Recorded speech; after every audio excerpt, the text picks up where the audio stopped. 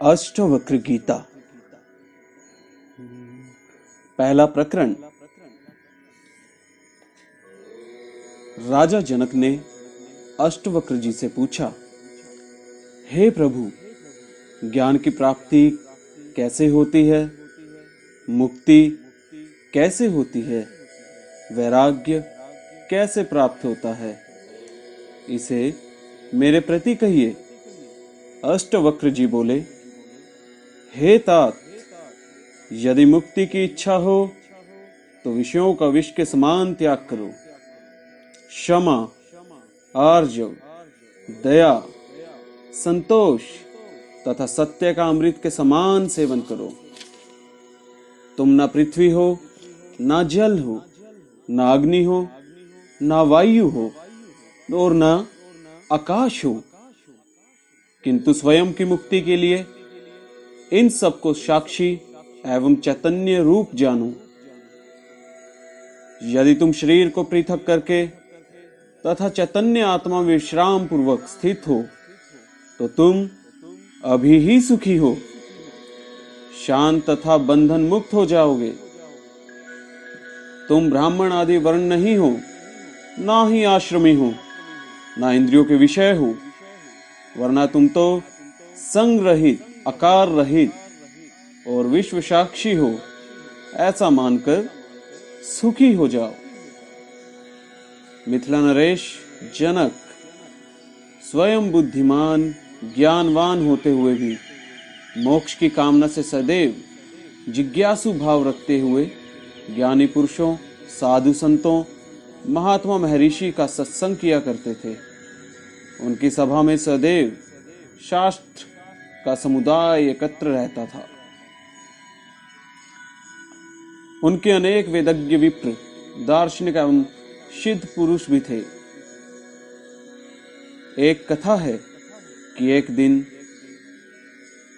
विद्वत्स मात से संपन्न उस राजसभा में परम ज्ञानी अष्टवक्र जी ने प्रवेश किया। उनके हाथ पांव ही क्या, समस्त शरीर ही टेढ़ापन होने के कारण ही उन्हें लोग अष्टवक्र कहने लगे थे। उनके मुख की आकृति भी कुरूप थी। चलते समय पांव कहीं रखते थे तो कहीं पड़ता। उनके इस अटपटे रूप को देखकर सभी उपस्थित विद्वान हंस पड़े, किंतु उनके हंसने का अष्टवक्र जी पर कुछ प्रभाव नहीं पड़ा। वे सबको हंसते देखकर स्वयं भी हंसने लगे और जहां तक पहुंचे थे वहीं खड़े हो गए। महाराज जनक ने उन्हें देखा तो तुरंत अपने स्थान से उठकर उनके समक्ष पहुंचे तथा प्रणाम करके हाथ जोड़ते हुए विनम्र स्वर से उनसे पूछने लगे, भगवान, आप हंस क्यों रहे हैं? अष्टवक्र जी ने प्रश्न के उत्तर के प्रति प्रश्न किया, राजन, यह सब क्यों हंस रहे हैं? जनक क्या उत्तर देते?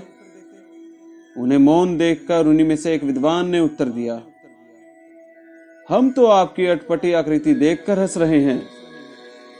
अष्टवक्र जी ने शांत गंभीर वाणी में जनक से कहा, राजन, मैंने सुना था कि तुम्हारे यहाँ शास्त्र मर्मज्ञ, दार्शनिक और ज्ञानी ऋषि महर्षि एकत्र रहते हैं, किंतु यहाँ आने पे पता चला कि यह विद्वानों की परिषद न होकर चर्मकारों की परिषद है।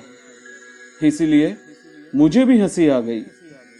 जब तक विद्वान लोग कुछ रोष व्यक्त करते तब तक जनक ने ही परिस्थिति की गंभीरता समझकर शांत स्वर में प्रश्न किया, भगवान, यह सब तो शास्त्र मर्मज्ञ विद्वान हैं, आप इन्हें चर्मकार क्यों कहते हैं? अष्टवक्र जी ने उत्तर दिया, राजन, चमार का अर्थ कोई गाली नहीं। जो लोग चमड़े और अस्थियों को देखें परखें उन्हें चर्मकार ही कहा जा सकता है। अष्टवक्र जी की बात सुनकर सभी विद्वानों के मस्तक झुक गए। राजा जनक उन्हें आग्रह पूर्वक उस स्थान पर ले आए। वहां उनका समुचित पूजन करते हुए पूछने लगे, प्रभु, मेरी जिज्ञासा शांति करें।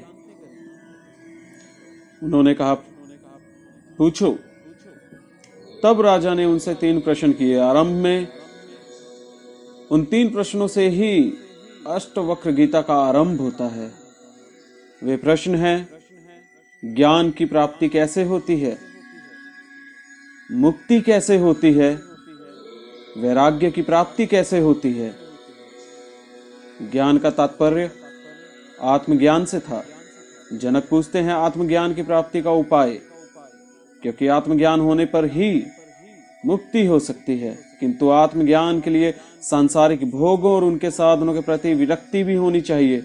वस्तुतः जनक का तीसरा प्रश्न ही प्रथम प्रश्न है। जब वैराग्य होना कोई सामान्य बात नहीं है, इसलिए जनक उसका उपाय पूछते हैं।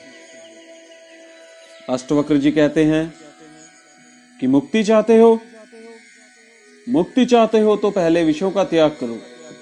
संसारिक विषय भोग हलाहल विष के समान हैं, वे ही मृत्यु के कारण हैं। उन्हीं से ही जन्म मरण के चक्र में घूमना पड़ता है। उनका त्याग कर दोगे तो अमृत तत्व को अपने आप ही प्राप्त हो जाओगे।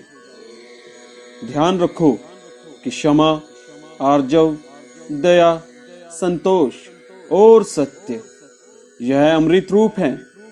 सदैव इनका सेवन, इनका आचरण करो।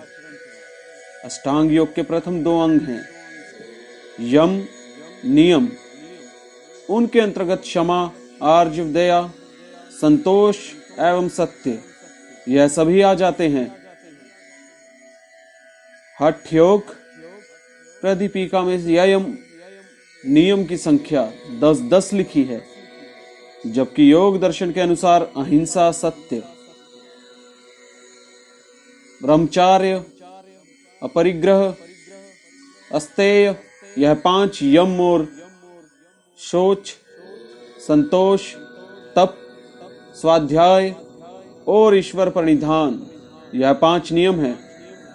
पतंजलि कहते हैं कि जाति, देश, काल, समय में आबद्ध न होकर यमों का पालन करना ही महाव्रत है।